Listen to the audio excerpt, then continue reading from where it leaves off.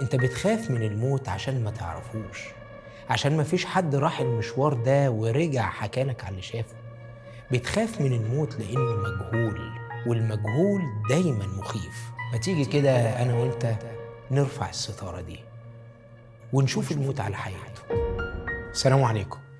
في فيلم حب في الزنزانة، الفيلم الرائع اللي بحبه قوي، كان في مشهد معين كده وقفني قدامه شوية. عمنا علي الشريف الله يرحمه عنده جلسة في المحكمة واحتمال كبير ياخد إعدام، فصاحبه صلاح اللي هو الفنان عادل إمام بيقول له إيه؟ ما تخافش، إن شاء الله تأبيدة. جملة تدعو للتفاؤل بصراحة. تخيل تقول لواحد روح إلهي تقعد في السجن طول حياتك وهو يرد عليك ويقول لك يسمع عن بقك ربنا. هي تتشاف كده. قلت لنفسي هو ده منطق؟ أقول لحد ما تخافش إنك هتعيش اللي باقي من حياتك مسجون فاقد لحريتك، ما بتشوفش شكل الشارع، صحيانك ونومك وكل حركة بتتحركها لازم تكون بأمر من حد تاني، بتحلق شعرك زيرو. كل ده أحسن من الموت. ده كفاية حوار الحلاقة ده لوحده. وإحنا ليه أصلا بنخاف من الموت؟ ليه ممكن نفضل أي حاجة في الدنيا على الموت؟ يعني معظم الناس لو ما كانش كلهم مستعدين يعيشوا أي حياة قاسية مع المرض، مع الفقر، مع الألم، المهم يفضلوا عايشين ما يموتوش. هل ده فعل وراه إيمان حقيقي؟ هقول لك علشان ما اجيش عليك أوي برضه. في غريزة قوية بتحرك كل إنسان اسمها غريزة البقاء، وأي حد طبيعي هيحب الحياة، لكن مش لدرجة إنك تكره الموت وتخاف منه أوي كده. انت بتخاف من الموت عشان ما تعرفوش، عشان ما فيش حد راح المشوار ده ورجع حكالك على اللي شافه. بتخاف من الموت لانه مجهول، والمجهول دايما مخيف. لكن بقولك ايه، ما تيجي كده انا وانت نرفع الستارة دي ونشوف الموت على حقيقته، ونتأكد هو فعلا حاجة وحشة قوي كده وبتخوف، ولا حاجة مش بالوحاشة دي. الحياة بتعلمنا إن أي حدث بيتكرر كتير بيتحول لحدث اعتيادي. يعني الإنسان أول ما جاله دور برد كانت كارثة، وباء، وكانت كلمة فلان عنده برد كلمة بتخوف قوي أكتر من أي فيلم رعب، لأن البرد ساعتها كان مرض قاتل. لكن دلوقتي وبعد مرور مئات السنين، وبعد ما كل إنسان في الدنيا بقى لازم يجيله دور برد مرتين 3 في السنة، الأمر بقى معتاد وبقى يتضرب به المثل في البساطة كمان. والدكتور عشان يطمنك يقول لك انت زي الفل، ده دور برد.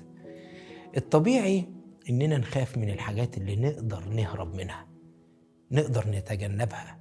نخاف من الإفلاس مثلا، نخاف من الأمراض المزمنة. كل دي حاجات ينفع نتجنبها، ينفع نهرب منها، وممكن قوي نعيش طول حياتنا من غير ما نشوفها. لكن ليه نخاف من الموت؟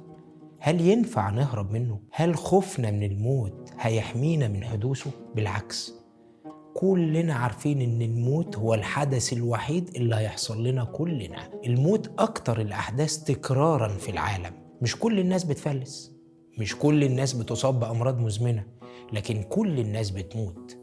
تكرار الموت بالشكل ده يخليه ابسط حدث في الدنيا، حدث عادي وسهل وطبيعي. بص، أنا مش جاي أنكد عليك ولا دي حلقة كئيبة، اتقل بس اتقل وانت هتفهم. أنا جاي أبسط لك حاجة انت شايفها كبيرة قوي. هل الموت وحش؟ أنا موافق، الموت وحش. هل تحب إننا ما نموتش؟ موافق برضه.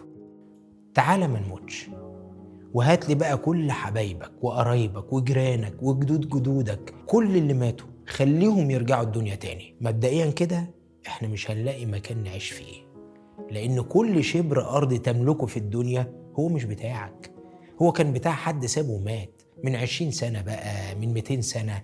المهم إنه هيرجع يدور على حقه. جدي هيرجع ياخد مني البيت، وصاحب الأرض اللي عليها البيت هيرجع ياخد أرضه من جدي، وصاحب الشركة اللي انت بتشتغل فيها هيرجع ياخد الشركة. حقهم يا جماعة، أصل دي ناس ماتت يعني ما عملوش أي حاجة غلط.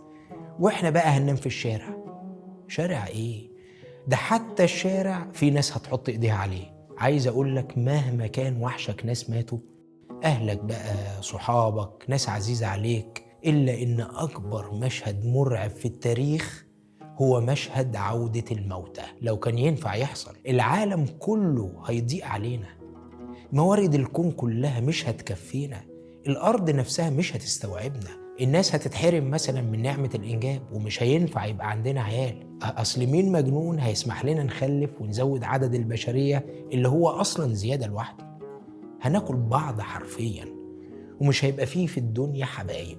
كل واحد هيبقى شايف اللي حواليه ناس بتقاسمه في اللقمة والهوى والمية، فهيعتبرهم أعدائه. ضيف بقى على كده إن الحياة مش مثالية، فيها حزن وفيها ظلم وفيها حاجات وحشة كتير قوي. فمش من مصلحة حد إننا نفضل عايشين هنا إلى ما لا نهاية. وبعدين إحنا هنروح بعيد ليه؟ هو ربنا سبحانه وتعالى قال لك إيه؟ بل تؤثرون الحياة الدنيا والآخرة خير وأبقى. اللي هناك أحسن بكتير ومش هيزول. اللي هنا كله سواء كان حلو أو وحش مش باقي، كله إلى زوال. والآخرة دي عشان نوصل لها لازم نعدي من بوابة اسمها الموت. تعرف قيس بن الملوح قال إيه؟ أمر على الديار ديار ليلى أقبل ذا الجدار وذا الجدار وما حب الديار شغفن قلبي ولكن حب من سكن الديار. الراجل يا جماعة كان بيبوس حيطان البيت اللي فيه حبيبته، وإحنا مؤمنين الموت بالنسبة لنا لا يعني الفناء. الموت بوابة هتودينا لربنا، هتودينا للرسول، هتودينا لحبايبنا اللي وحشونا. مش بقولك نبوس البوابة دي زي قيس، بس برضو ما ينفعش نكرهها ولا نخاف منها. ربنا يديك طولة العمر مع حسن العمل. الفراق صعب، والنبي صلى الله عليه وسلم بكى لما ابنه مات، واحنا كلنا مش أقوى من النبي. بس النبي برضه هو اللي قال لبنته ستنا فاطمة وهو بيحتضر: لا كرب على أبيك بعد اليوم. يعني مفيش زعل تاني، مفيش تعب تاني. وده حال المؤمن اللي مستعد للحظة دي. وإذا كنا كلنا هنموت يبقى لازم نفكر في الحياة اللي بعد الموت، إزاي نجهز لنفسنا فيها مكان مريح وآمن. وكل سنة وانتم طيبين.